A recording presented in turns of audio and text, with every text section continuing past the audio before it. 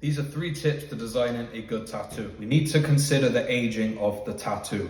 Ink spreads over time, so all of that fine line work isn't going to be as fine in the future. All of that detail in your realism tattoo, it's not going to be as crisp in a few years as it is today. Don't get me wrong, a good tattoo is going to have a good lifespan, but either way the ink is going to spread, so we need to compensate for that spreading, and we need to make sure there's enough open skin in the tattoo to allow those lines to bleed without bleeding together and losing detail and becoming unreadable. Which brings me to point number 2, which is being readable. We need to make sure that the tattoo is readable. The aging covers the size of the tattoo and how much room it needs to age. Readability is all about the contrast. Is there enough black? Is there enough skin tone? Is there enough detail? Is there enough simplicity to allow the detail to come through? If you've ever looked at a tattoo and thought, what the hell is going on there? I can't really understand what's going on. That's the definition of a tattoo that isn't very readable. So the tattoo that you can see above,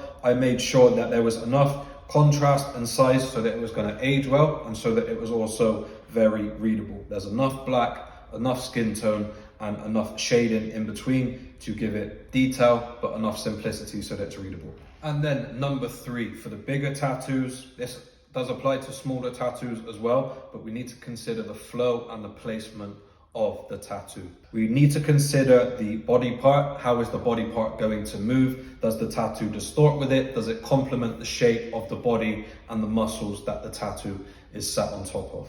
I obviously put the faces somewhere flat where they're not going to distort, on the outside of the forearm, on the ball of the shoulder. You can see that the shape of the shark, the way that the fin comes up and bends around the arm, no matter how my client moves his arm, the tattoo is always going to flow with him and just move with the body. Nothing looks awkward. It looks like it was made for the arm. To take your tattooing and career to the next step, check out my online tattoo course at thebuzzacademy.com and stop wasting time self-teaching.